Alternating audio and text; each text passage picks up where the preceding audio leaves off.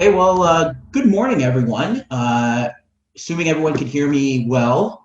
My name's Mark Mancini. I'm the National Director of the Running Meat Society, sponsoring this event today. And I want to welcome you to this very important topic that we'll be discussing today, the constitutionality of a potential mandatory vaccine law.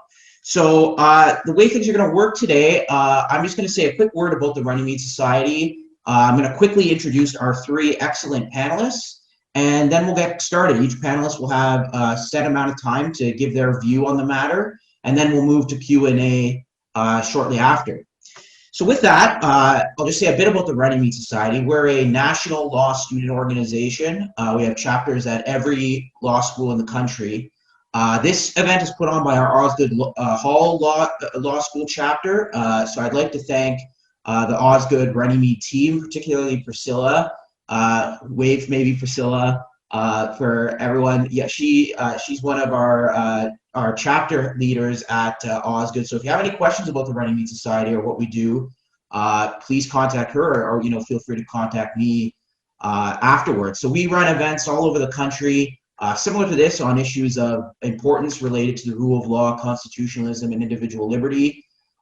So again, if you're interested in learning more about the Running Meat Society, you can certainly contact me or Priscilla after the event. We're very excited about our fall programming that we have planned, including this event, where we're just so excited to have three excellent panelists with us today. So with that, I will now introduce each of the panelists. Our first panelist, Nicole Krolovicius. Nicole is counsel Kapura in law.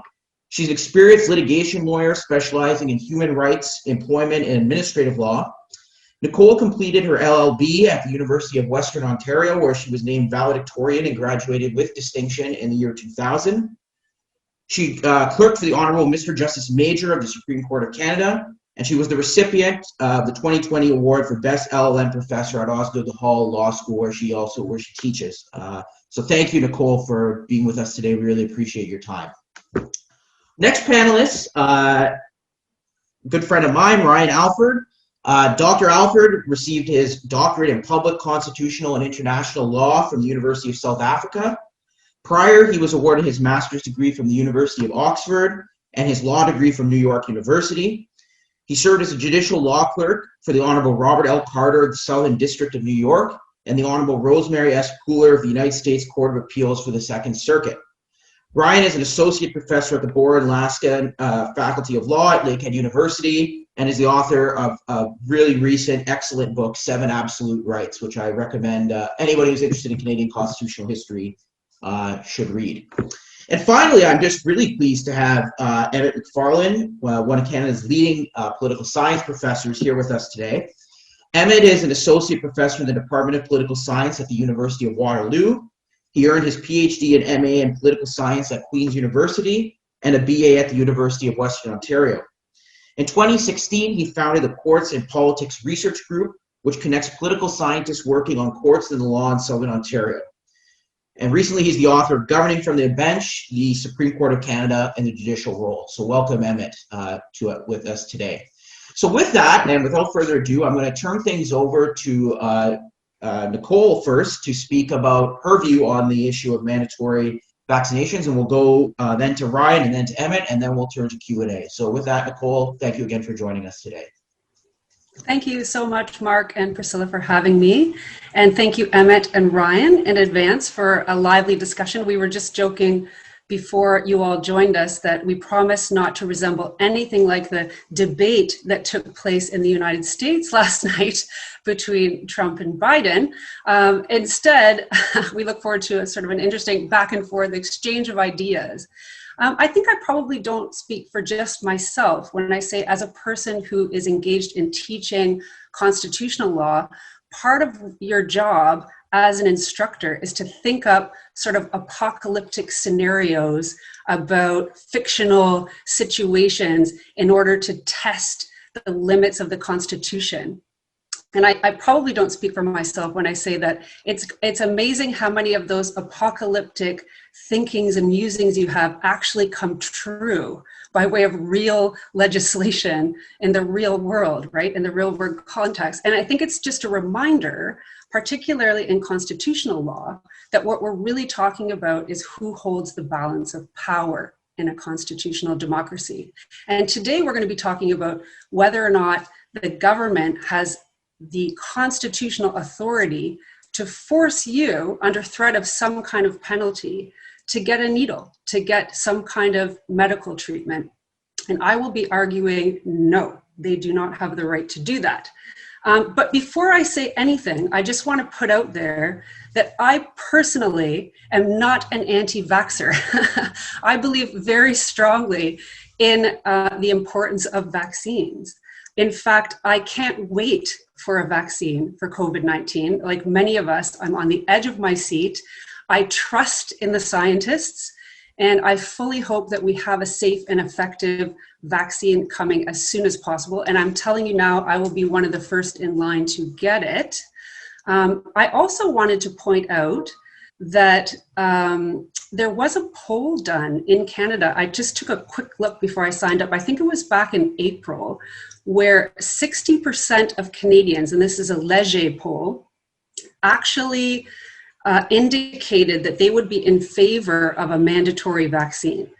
So I say this to point out that I have some work to do to convince you that a mandatory vaccine is a really, not just a bad idea, but it would truly be an unconstitutional step.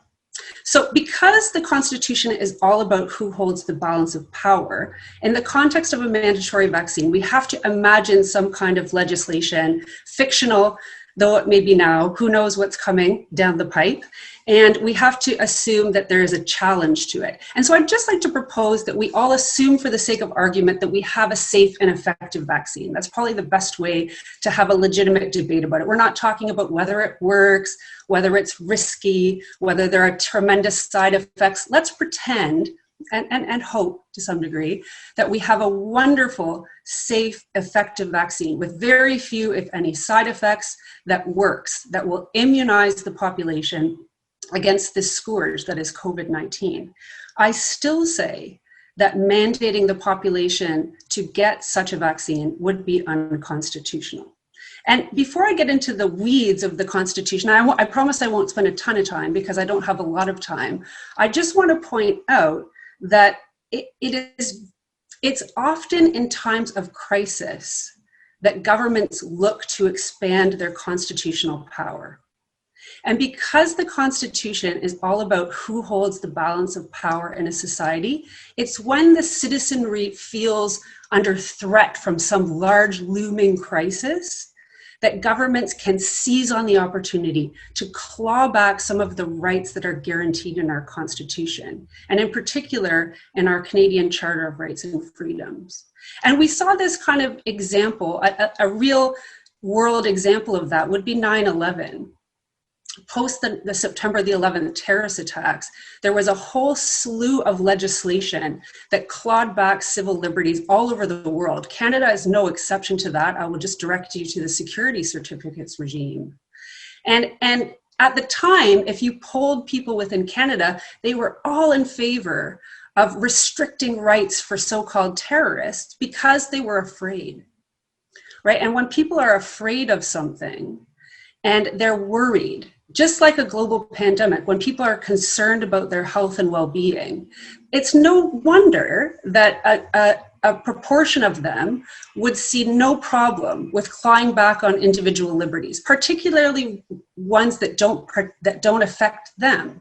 So if you're so inclined to get a vaccine, you'd be getting one anyway. Why wouldn't you want to ensure that your neighbor gets one as well? Right?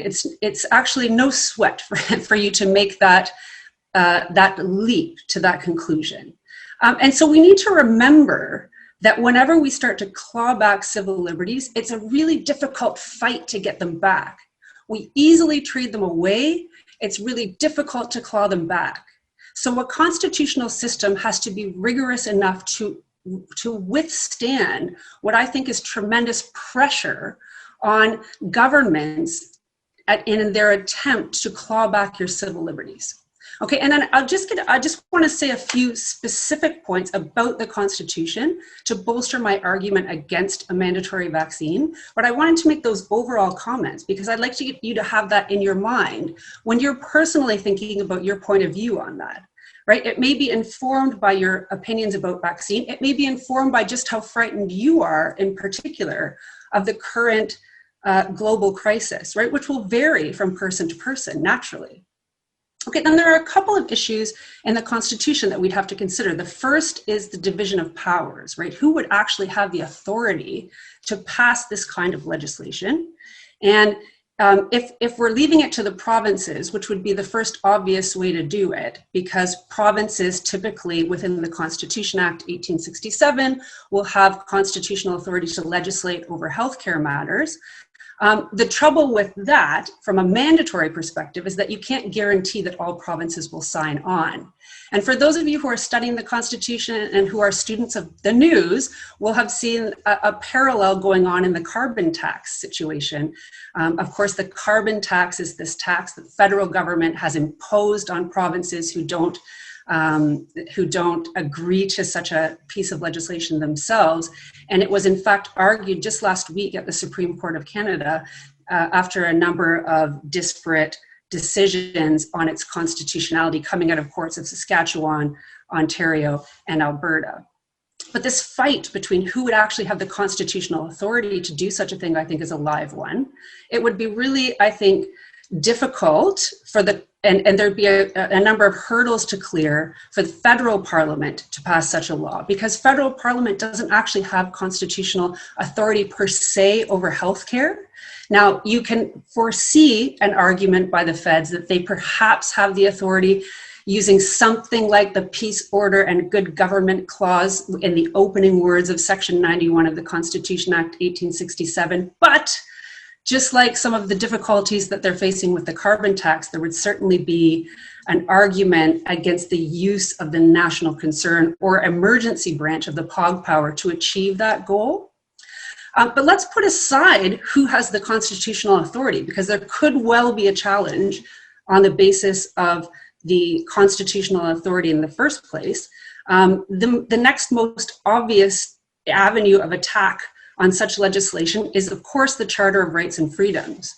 And there are a number of rights that could be implicated by a mandatory vaccine program. The first that comes to mind is, of course, Section 7, the right to life, liberty, and security of the person. But other vaccination cases in the jurisprudence have raised issues of religion and conscience under Section 2A of the Charter. So there's a whole host of ways in which a constitutional attack using the Charter could be levied against mandatory vaccination.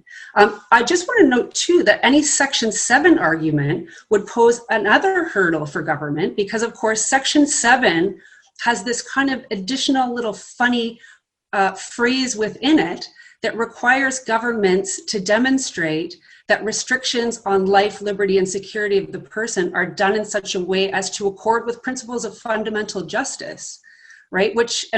I could talk to you all day about how strange that is, that in my view, but the point is that that exists in our Constitution.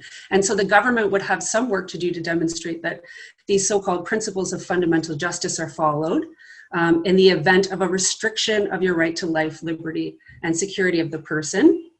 And then even and I think it would be very easy to demonstrate a breach of any one of the rights that I've mentioned, and there may well be others, but then of course you end up looking at Section 1 of the Charter, right? Which is where most Charter cases end up, which is whether or not the limit on the Charter right is a reasonable one prescribed by law as can be demonstrably justified in a free and democratic society, right? And so any court's going to be going through the Oakes test, that good old famous Oakes test, to determine whether or not the balance has been struck. And I mean, I could talk all day about the Oakes test, but I definitely think if I was just to focus my comments, and Mark, you'll interrupt me when I'm when I'm coming close to the end of my time, all I will say is that the Oakes test is meant to be, we can argue the point, but meant to be a rigorous evaluation of government legislation in order to ensure that the balance is struck between restricting the charter right and some other important goal. And there's no doubt that mandatory vaccination would serve a sufficiently important objective. I would concede that point now, right? It is important. I in fact, personally hope that everybody gets vaccinated. And again, if we go on the assumption of a safe and effective vaccine, premised on the idea that a certain number of people will need to get the vaccine in order for it to really work, right? That we need to be cautious and calculating in the number of people willing to take it up. I'd be willing to concede that the protection of public health and public safety is a sufficiently important objective. I think where the law would fall down, though, is in those other forms of proportionality balancing that tend to largely take place in the realm of minimal impairment and proportionality at large, right? So does the right minimally impair? And again, a lot of that would come down to the details, because what would the penalty be if a person refuses a mandatory vaccine? Is it that you have to get a mandatory vaccine and a person will come to your house and pin you down and give it to you? That would be an assault, right? And in fact, there was an interesting labor board decision involving paramedics back in the early 2000s who had objected to a flu shot as a mandatory part of their ability to do their jobs. And a labor board decision came out and said, well, a mandatory needle is an assault or battery in law without consent, right? So, but if we're not living in sort of this dystopian universe, which I really hope we're not, even though present circumstances may suggest perhaps we are, and people aren't going to knock on your door, pin you down, and give you a shot, well, then what is your penalty for not doing it? And in school vaccination programs, they're not technically mandatory, school vaccination programs in the provinces that have them, because there tend to be great opt-outs for them. So not just for medical exemptions, but also for conscientious objections and others. And I think Dr. Alford is going to address this to some extent in decisions coming out of New Brunswick. But what I will say is that the question would be, what would be the consequence of failing to get such a vaccine if one were made mandatory? If it was a monetary penalty, the worry is that you would disproportionately affect people who were of lesser means, right? So wealthier people could refuse the vaccine without much worry, whereas those people with lower means would have more difficulty refusing it. And I could go on. So I think minimal impairment and proportionality would really be the kicker. Mark, how am I doing on time? I think you're about at the end of the allotted time. Maybe you can wrap up though if you want. In summary, no mandatory vaccines. Don't do it. Don't trade your liberties away for safety. Succinct. That's good. Okay, thank you, Nicole, for that. Dr. Alford, you're next to give your view on the matter. Let me pick up on Professor Krolovicius and her idea of these terrible hypotheticals we now have to imagine. We don't have to imagine things that go much further from what we've seen already, and I'm going to refer particularly to a bill that was before the New Brunswick House of Assembly in July, Bill C-22, which would impose mandatory vaccination and would also invoke the notwithstanding clause to do so, specifically to override religious and conscience-based exceptions to vaccination programs as they existed in New Brunswick. And that bill was defeated by 2 votes in July, if I'm not wrong. It was a 22-20 vote on whether or not a bill that would specifically invoke the notwithstanding clause to override Section 2A of the Canadian Charter of Rights and Freedoms would be passed into law. So this is remarkable, more so when you consider this was not originally provoked by the COVID crisis, but rather by a measles epidemic in New Brunswick. So what we're learning, I think, is that even despite the fact that in crisis situations, the limits of proportionality are still a very important safeguard, they may not be enough given the existence of the notwithstanding clause and apparently the political will to use it to override sections of the Canadian Charter of Rights and Freedoms. And I would note that remember, because of the structure of Section 33, it could also be used to override Section 7 of the Canadian Charter of Rights and Freedoms. Now, that would clearly be absurd. Mandatory vaccination programs exist to protect people whose security of the person would be affected by receiving that vaccine. So let's say severely immunocompromised people. They rely upon the herd immunity, which is created by a vaccination program. So requiring those people to have the vaccine would be completely absurd. And of course, it would go against the principle of overbreadth, perhaps even arbitrariness of the principles of fundamental justice that Professor Krolovicius mentioned. But nevertheless, Section 33 would allow a provincial legislature to do it. And would they do so? That's an interesting question. I'm going to suggest that the lesson in history is that we see plenty of reasons why they would do so. Because what we learn, we look at Canadian history in particular, we see that in these panics that exist, it's not merely the case that the government tries to seize powers. And I wrote a book in 2017 about the post 9/11 seizure of powers that really did make the point that that's what they were doing. But also it's because the public clamors for it in a situation where there's a lot of fear, even panic about people's safety. So an interesting example, I think, is Japanese internment. So in the United States, there was a case brought before the Supreme Court of the United States where the legitimacy of the internment of the entire Japanese American population of the West Coast was affirmed by the Supreme Court.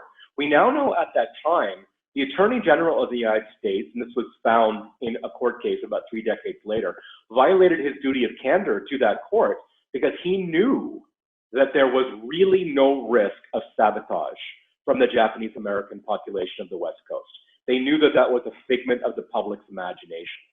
And we know that that was the vision of the American government because here's a fun fact. The Japanese American population of Hawaii was never interned. And the reason why that was the case is because their labor power, that population being at the time about 1/3 of the population of Hawaii, was absolutely essential to the war effort. So you have a situation where the Japanese American population of the West Coast was sent to internment camps, and the Japanese American population of Hawaii were going into Pearl Harbor to perform necessary labor on that base. The attack on which was, in the public's mind, the reason why we needed to intern the Japanese American population.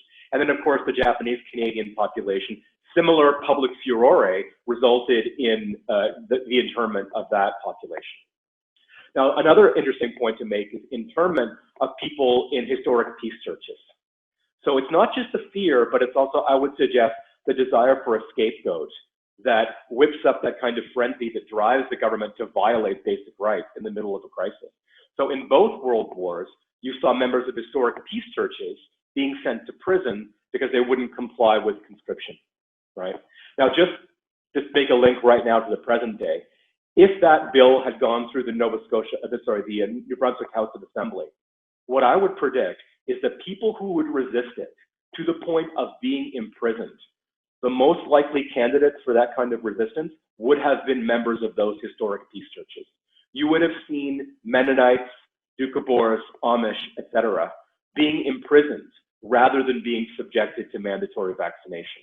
And I suggest that would be a very ugly spectacle, and that would suggest that we hadn't learned lessons of history, that we did not serve the Acadian war effort in any way, shape, or form by sending members of the Mennonite and Doukhobor and Amish communities, Quakers, to prisons in the course of the world wars.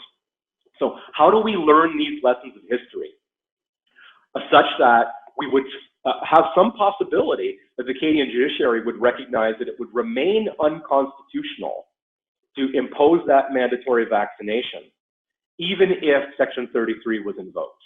Now, I'm going to make an argument that might be novel to you. It's very different from the argument being made about the use of the notwithstanding clause in the litigation now around Bill C-21. That's the mandatory non-face covering law in Quebec that was the subject of the notwithstanding clause. What I'm going to suggest is the lesson of history is that there are absolute rights within the Canadian Constitution, and those absolute rights are not subject to being overridden by Section 33.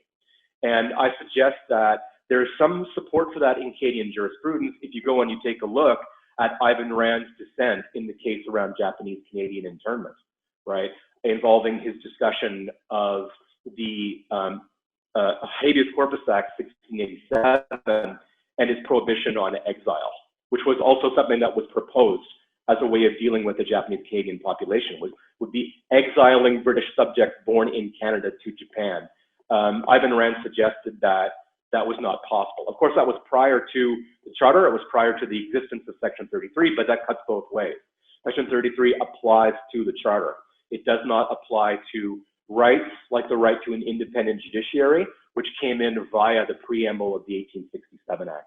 And I've made a detailed argument in my book, which Mark graciously mentioned at the outset of this discussion, 7 Absolute Rights, that Section 33 cannot be used to override those rights. And I suggest that we need to take that very seriously, because, not just because of the hypothetical example of Section 33 being used to override not merely the conscience-based and religious-based objections to mandatory vaccination, but the health-based, security of the person-based exceptions to mandatory vaccination. But because if we don't do this, think about what that means about Canada's constitutional order. And just one very basic consequence of this is that Canada is clearly out of compliance with the International Covenant on Civil and Political Rights. So Canada was a signatory of the ICCPR, which says that there are certain rights that no matter what the magnitude of the crisis remain non-derogable, right? Now remember that Section 33 in French is called la clause dérogatoire, right? That is derogation.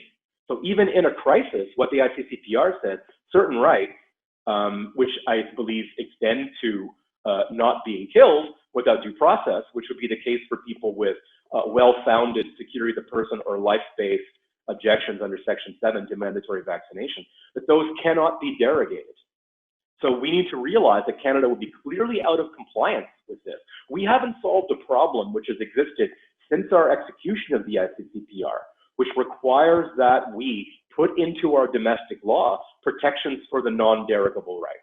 So particularly, and this was clearly an issue in the post 9/11 period, against extrajudicial killing, torture, and prolonged arbitrary detention.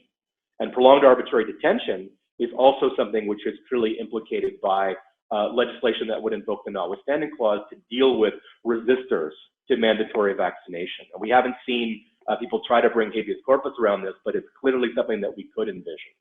So I think that I take Professor Korolevich's points. I agree entirely. I would say that we need to think about what would happen if the government's response to that is to say, you know what, Section 33 cures all, including Section 7. And just to remind people, when Quebec derogated from the language-based, when they had legislation that derogated on grounds related to language rights from the Canadian Charter, they derogated from every section of the Charter from which Section 33 allows derogation, including Section 7. Right, so there's a precedent for that as well. We need to think about what are the resources of the Canadian Constitution, and if they don't exist, if you disagree with my argument about how they came in through the preamble, well then how are we going to get them entrenched in the Canadian Constitution? Because if we don't do that, not only are we out of alignment, I suggest, with international law, the ICCPR, etc., we're also in a really dangerous situation when we look at those lessons of history and we see that the people clamor for the government to trammel every fundamental right, even when it is clearly arbitrary, disproportional, overbroad to do so. So that is the hypothetical come to life, which leads us to consider, is it now acceptable that we cling to a notion of absolute parliamentary sovereignty, or what I would suggest is parliamentary supremacy, given that dynamic that exists in emergencies? So thank you very much for your time. I'm looking forward to Professor McFarlane's comments. Thank you, Professor Alford. Appreciate that. Professor McFarlane, do you want to follow up now with your time period? I will. Thank you. I'm almost tempted to launch into a response directly to some of Ryan's comments, but I'm going to stick to my opening notes here, and we can have I think a good debate following that. So thank you for having me. I'm going to jump into what I do think is the crux of today's topic. Will mandatory vaccination laws infringe freedom of conscience or religion under the Charter, and will it infringe the right to life, liberty, and security of the person under the Charter? The answer is yes. The issue, as Nicole has already discussed, and as it often is, rests on whether such laws could stand as reasonable limits under the Charter, or under Section 7, whether they do so in accordance with the principles of fundamental justice. And in my view, much depends on how such a law might be crafted, coupled with an assessment of the facts on the ground. And so in general, I would also dispense quickly with a couple of key points as it relates to vaccines generally. First, the sort of mandatory vaccination policy that is likely to be enacted would be easily recognized as reflecting a pressing and substantial objective of the state and in the interests of public health generally, and in the context of a pandemic, a host of broader economic and social interests as well. Secondly, I think a properly crafted law would be similarly rationally connected to those objectives. The key issue, again, as it usually is under the Charter, is the question of proportionality. And central to any assessment of the proportionality issues a mandatory vaccination law would present is the question of harm. So it might be troubling that in 2020 we still need to outline the facts about vaccine safety, but this would actually be the entire reason such a law would be needed if it ever came about. The anti-vax movement, itself a pernicious public policy problem that has produced measurable harms, including measles outbreaks in North America, has penetrated society with disinformation. So what are the risks associated with vaccination? According to the CDC, 1.3 persons out of a million may suffer serious or life-threatening reactions, such as anaphylaxis. According to the CDC, you also have a 1 in 500,000 chance of being hit by lightning. And note that the 1.3 out of a million figure refers specifically to serious reactions. It does not refer to deaths. In fact, evidence about deaths that are directly attributable to vaccines seems quite difficult to find. This is in part because studies have had difficulty attributing death in cases of coincidence to other mortality causes. So for example, there's no evidence that vaccines cause or contribute to sudden infant death syndrome, but the proximity of such deaths to vaccination in some cases has caused people to incorrectly lump vaccinations in with other mortality causes. Moreover, despite anti-vax propaganda, there is zero evidence that vaccines cause or contribute to other diseases or conditions like autism. Vaccines can cause minor discomfort, including soreness at the site of injection or a minor fever or headache as part of the normal immunoresponse to the vaccine. Now put the evidence of the harm of vaccines into further context by considering the harm caused by the COVID-19 pandemic. Canada is closing in on 10,000 deaths, or about 263 people per million. Recently, expert projections suggested that the ongoing second wave would get us to 16,000 deaths by late winter, which would be roughly 421 people per million. And that's just deaths. Never mind the thousands of people who will suffer prolonged side effects, including heart and lung damage, possible brain damage, mental health challenges, as well as the massive economic fallout of a continued and ongoing need to impose distancing measures, business closures, or even lockdowns. To be blunt, I'm not sure the courts are even capable of weighing these hugely systemic considerations, but if they are, I think the proportionality analysis starts to speak for itself. That said, I don't think we can end any analysis there because harm and proportionality are not the only considerations. For example, while under Section 7, I may think it becomes implausible to think a mandatory vaccination law could violate the principle of gross disproportionality, a poorly crafted law may violate other principles, including arbitrariness or overbreadth. The design of the law and the facts on the ground matter too. So targeted measures are more likely to have an easier time facing constitutional scrutiny. Mandatory vaccination for all staff and residences at long-term care facilities or to attend school I think, stand up to scrutiny in a more straightforward fashion than a blanket society-wide law would. And indeed, many provinces and public school boards across the country already require vaccination for the host of standard diseases, usually with medical and religious exemptions. Now, I actually don't think religious exemptions in those contexts are required.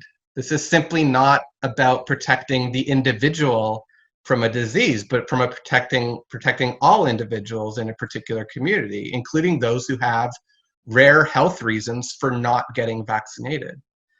Your freedom of conscience or religion stops when the very real prospect of harm to others arises. Similarly, mandatory vaccination of children is also easier to justify from a freedom of religion perspective. We already allow the state to step in to protect children in the healthcare context, at least until they are mature minors capable of consenting to or refusing their own medical care. The state thus has a valid interest in directly protecting children by requiring vaccinations in the face of parents who would endanger their children to satisfy their own religious views, or those who invoke freedom of conscience on the basis of disinformation about vaccine safety. The more difficult context arises if a government sought to impose a blanket mandatory vaccination policy. And here, the prospects of a law conflicting with the principles of arbitrariness or overbreadth in the Section 7 context becomes potentially real, depending on the facts on the ground. So in short, it may be the case that we simply do not need a mandatory vaccination policy if there's simply enough voluntary take-up among the population. The fact that 60% of people, Nicole was saying, support mandatory vaccinations, it may be a good indicator we don't have to worry about this at the society-wide level. The most commonly cited figure, assuming a reasonably effective vaccine, is that about 70% of the population would need to be vaccinated in order to properly crush COVID-19. So there's a good chance that this is simply attainable through messaging and ensuring that the vaccine is readily available to all those who want it. A government that rushed into a law of a mandatory vaccination policy without waiting to see evidence about take-up, in other words, without waiting to see if there was a serious policy problem that warranted violating individual rights, would be asking for that law to be struck down. If, on the other hand, there's evidence that too many people are going without the vaccine, and that the virus continues to spread in a manner that is difficult to control through other measures, then the legitimacy of state action increases. The proposed penalty for noncompliance also matters. I agree with Nicole and Ryan. It would be quite objectionable if state officials came to your house to hold you down and administer an injection. More realistically, a fine is one thing. Criminal sanction with the threat of imprisonment is perhaps quite another. And I wouldn't actually understate the impact of fines alone. There's strong social science evidence for thinking merely the threat of a modest state sanction would be sufficient to change enough people's behavior. Not everyone is going to act as a conscientious objector and willing to go to prison. And you know, our mandatory mask wearing policies at the regional level here in Ontario proved the difference between kind of vague and confused messaging and the imposition of a rule. Very few, if any, people in Waterloo Region, for example, have been fined for not wearing a mask, and yet compliance is almost 99%. We don't necessarily have to craft a law that threatens imprisonment for the law to make the difference that we want. At any rate, all of this, I think, is likely academic. I somewhat doubt we'll see a blanket mandatory policy imposed that contain no exemptions, that contain severe penalties, that applied in this particular context. If anything, the evidence thus far suggests our governments are far too timid in combating the virus. But the evidence also shows that our hopes really may rest with an effective vaccine, and we should be prepared to impose carefully crafted limits on individual rights in the context of a serious and ongoing emergency. And I'll leave it at that. Thanks. Thank you, Emmett. As it happens, we're actually somewhat ahead on time. So if it's fair, if you know, there's pickup on this, we could have 2-minute rebuttals for each of the panelists, but we'll keep it to 2 minutes. So Nicole, if you want to take your 2-minute rebuttal time, you can respond to any of Ryan or Emmett's comments. I did jot down a couple of things. First of all, thank you both for your excellent presentations. You've given us a lot to think about and grapple with. I will be getting books that both of you have written and reading into your ideas, so thank you for that.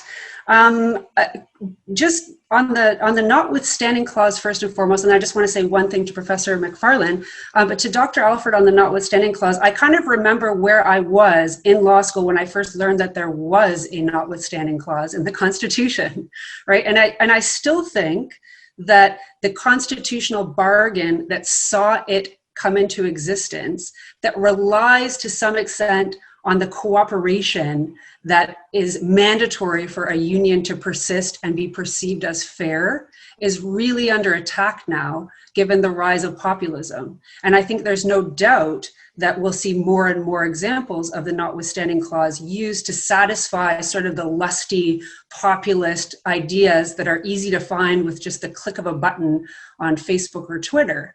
And so I worry, and I share your concern about the notwithstanding clause. I love that you've put forth an academic argument about its internal limits, and I hope you're right. Professor McFarlane, thank you for your excellent presentation, and I think you did drill down very effectively on what the crux of the matter is, which is in the balancing of the right. So we all agree that a mandatory vaccine would be serving a sufficiently important objective.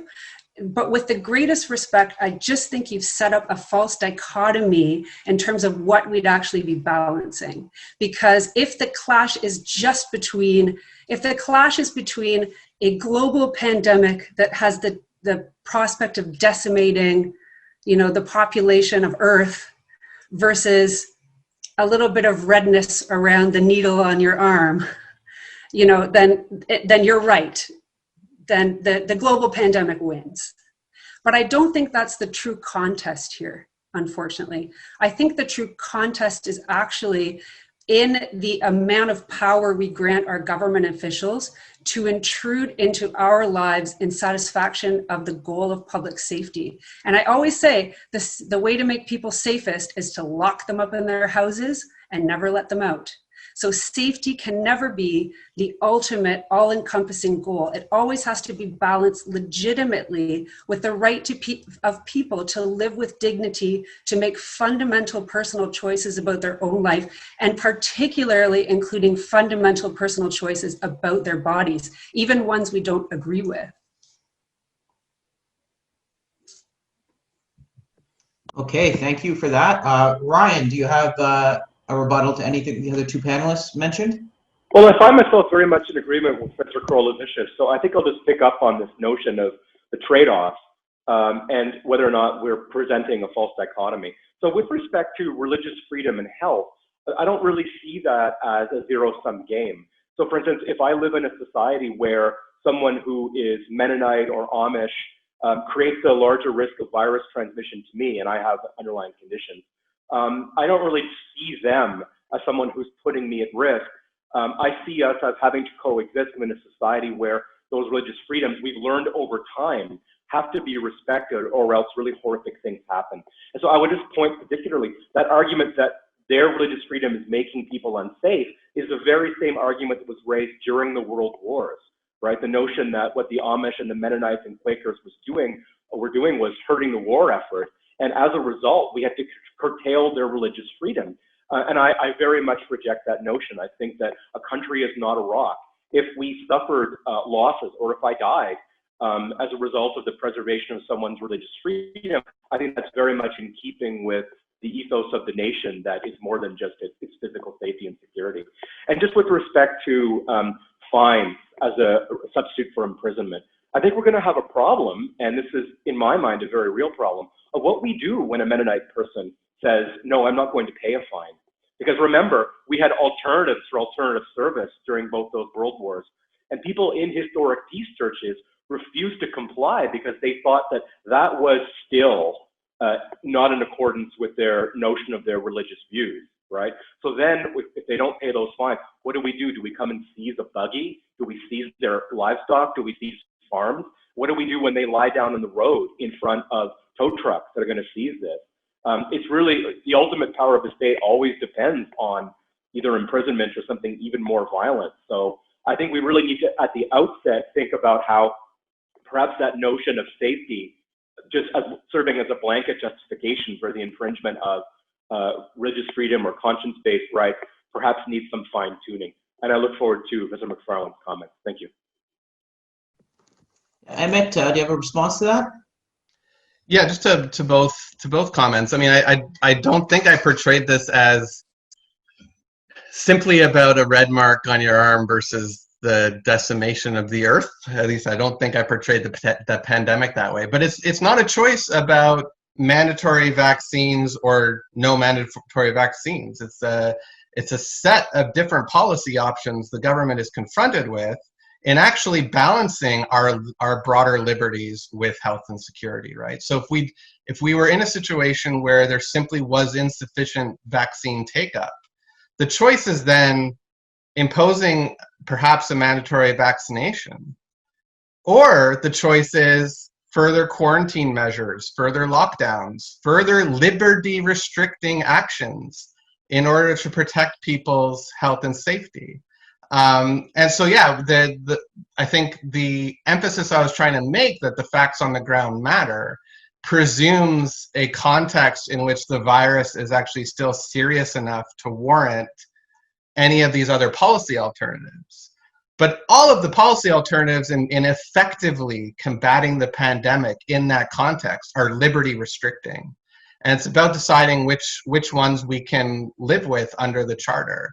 The idea that it's liberty or health, I agree, isn't a pure trade-off. But the idea that we can maximize liberty and that the government doesn't have an interest in health and safety also doesn't wash. And so I don't think I would portray the balance, or at least I don't think I portrayed the balancing act quite so starkly, Nicole, as you were saying. But I do think it's there. And I do worry that we, in some ways, are actually insufficiently attentive to the impacts on liberty that can happen if we don't effectively combat the pandemic. Ryan, I mean, I think I just don't think the evidentiary matrix with respect to the impact of whole communities that don't vaccinate have, and the harms that produces, is the same as the evidentiary matrix that was basically non-existent about the supposed harms that were used to justify gross rights violations during World War II. I don't think the analogy or the comparison to Japanese internment and other forms of restrictions really holds up.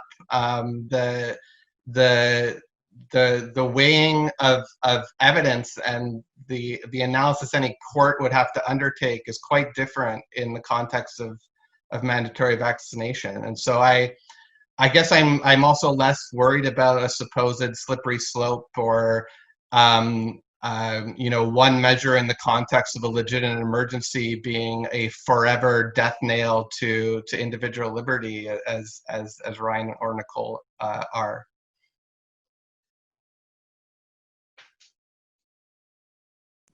Okay, thank you, Emmett.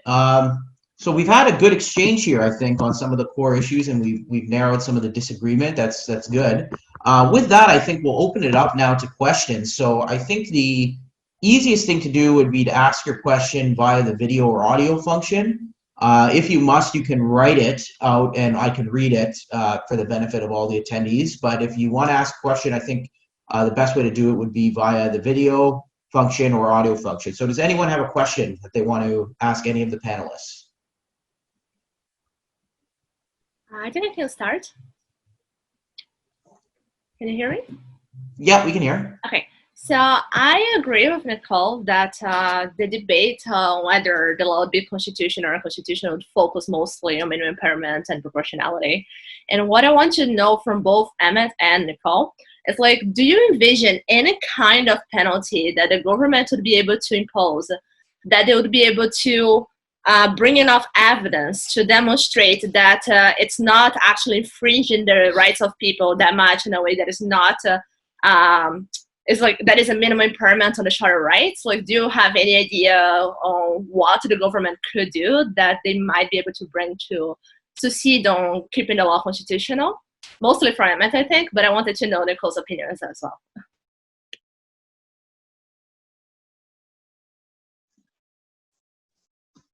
I don't think the evidence lends itself to a suggestion that rights aren't being violated. I think the evidence lends itself to the limit on the rights in this context, in this set of contexts, and with these facts on the ground, lend themselves to being a justifiable limit in a free and democratic society.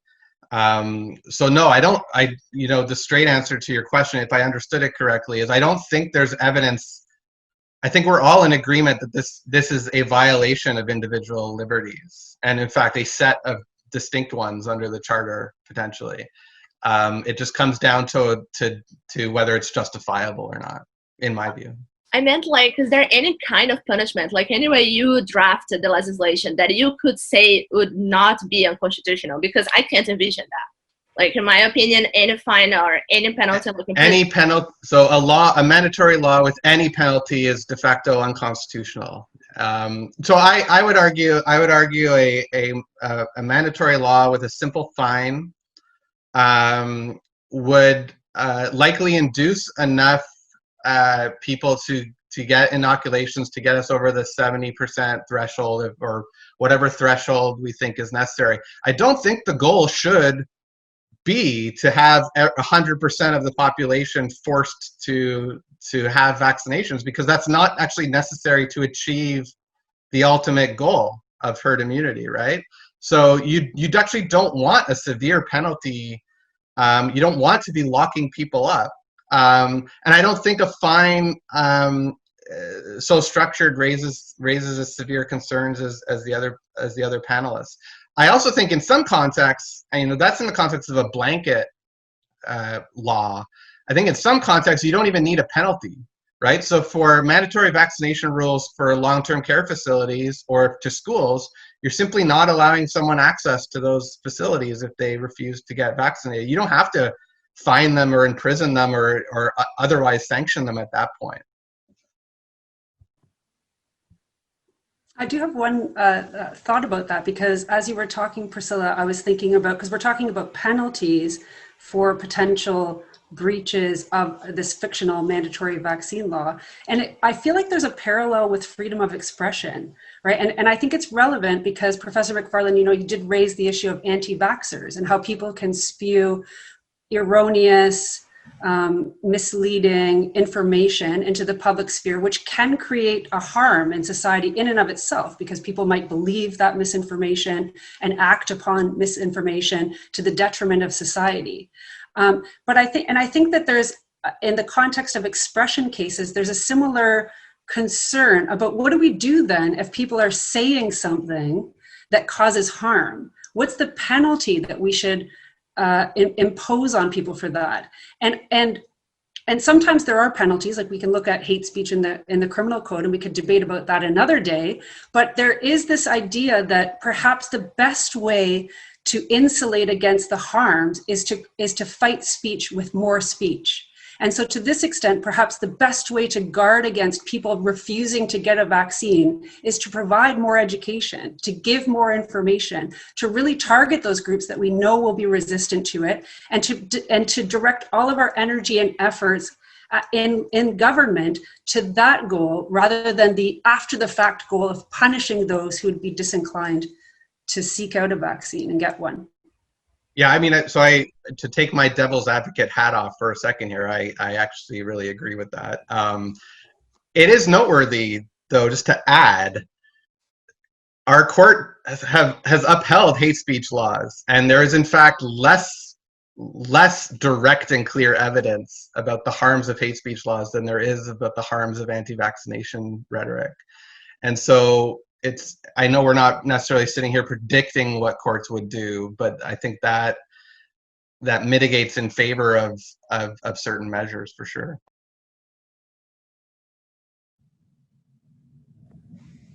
Interesting. Any other questions? Yes, I'm sorry, my webcam's not functioning. Can you guys hear me? We can hear you, yeah. Perfect. So my question is primarily for Ryan and Nicole.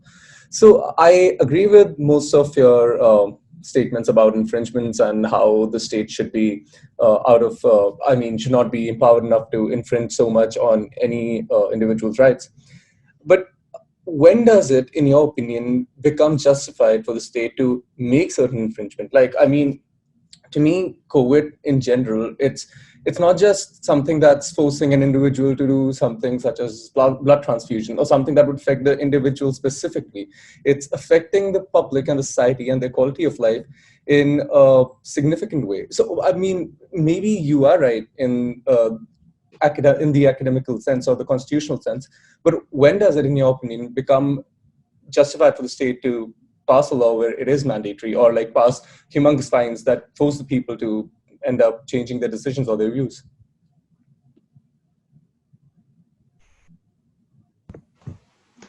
Well, I love this question, Ranak, because I think you've hit the nail on the head, which is that because it drills right down to the balancing. And I think this is something that the court will grapple with across all of the charter rights. And it's something like this: when should an individual's right, so that person's right to something, yield in the face of the rights of the collective? Right? And so when you go back, if you just went to sort of simplified legal philosophy, we might be talking about those kind of utilitarian arguments. Should one person be sacrificed for the good of the whole? And I would just say that in our constitutional system, you can see the court reluctant to agree to that across a number of different charter rights. The court's reluctant to say, Ranak, we are going to infringe your rights because it's good for everybody if we do that. And that's because of the inherent dignity of the individual. And I think courts are wary to sacrifice in that sense. That being said, you are correct. This is why I love your question. I think you're poking at something that's fundamental in our constitutional system, which is how do we balance individual rights, right? The right to people to determine what they do with their own body, which is probably one of the most fundamental individual rights we can imagine, versus the rights of the collective. And it's true, we're in a global pandemic. It's not an academic argument, it's a real argument. How do we balance individual rights? So what I'm suggesting to you is the temptation will be to sacrifice, right, in favor of the whole. That was the temptation post 9/11, that will be the temptation in the pandemic. I'm saying take a pause before we agree to that, because that is the slippery slope that I'm arguing we shouldn't go down. Very much in accord. I would also say this brings up the question of which rights we should ring fence away from that kind of analysis, which is very much what my scholarship is about. Because I think that Section 1 and Section 33 play very important roles. It's just that it's taken to the extreme, and let me use an extreme hypothetical. So at the Nuremberg trials, IG Farben was a major manufacturer in Nazi Germany, said, well, we did what we did with respect to the use of slave labor because the Allies at that point of the war had declared total war on Germany. So what they were doing, they were conducting daytime and nighttime bombing, firebombing raids, etc. And they said the explicit goal is the destruction of the state that was Nazi Germany, right? And they said, well, given that consequence, what couldn't we justify? And the whole premise of the Nuremberg trials, essentially, is that there's a set of rights which are so sacrosanct that no matter what would occur, you cannot violate them. And that's what's encapsulated in Article 4 of the ICCPR. It simply doesn't matter. And then the question is, as members of the society, do we agree, for instance, that it would be better for me to die rather than to see in my state those rights just relentlessly uprooted? And you might think that's kind of extreme, but remember that people put their lives on the line during war because they're defending not merely the safety of their state, but the values of their state. I don't think that the fight to defeat Nazi Germany was merely hooray for our side. It was that we don't want to see a world order or conquest of nations where we see that kind of a state, likewise a Stalinist state, a Stalinist regime, that just relentlessly uproots those rights merely to achieve their vision of a goal, right, on a utilitarian basis. So I think we have to have a debate about, are there rights recognized in our constitutional order that are not subject to that kind of analysis? And if not, should there be? A great question. Thank you so much, both of you. Thank you for that. Priscilla, do we have time for one? Yes, would have for one more. Okay, yeah, one more. So maybe one more question. Does anyone have a question?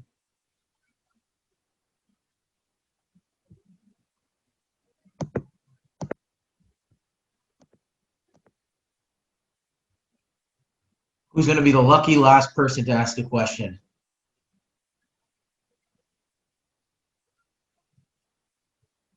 Oh, we might be, that might be good. Okay. Well, on that note then, I want to take the opportunity on behalf of the Runnymede Society to thank all of you for joining us today. That was a really great discussion, and I learned a lot myself. Thank you to our panelists for joining us today. I know you all have competing considerations on your time these days, so we really do appreciate you doing this for us. And again, I'd like to thank Priscilla and the rest of the Runnymede Society team at Osgoode for their work in putting this event together.